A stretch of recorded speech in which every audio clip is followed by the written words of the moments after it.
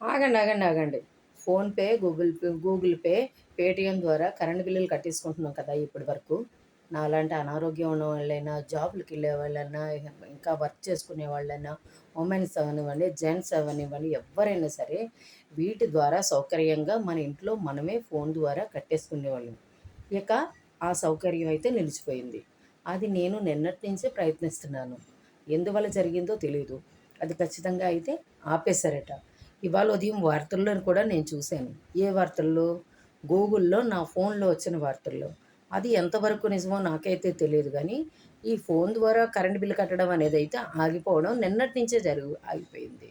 ఇప్పుడు నెక్స్టు మనలాంటి వాళ్ళు అదే మహిళలు, అనారోగ్యంగా ఉన్నవాళ్ళు, ముసలాళ్ళు మళ్ళీ పడిగాపులు పడాల్సిందేనా శాఖల ద్వారా ముందు? కరెంట్ ఆఫీస్ ముందు, మీ సేవల ముందు మళ్ళీ మనందరం లైన్‌లు కట్టి ఇవంతా పడిగాపులు పడాల్సిందేనా? దీనికి గవర్నమెంట్ ఏదైనా ప్రత్యామ్నాయాన్ని తీసుకొస్తదా?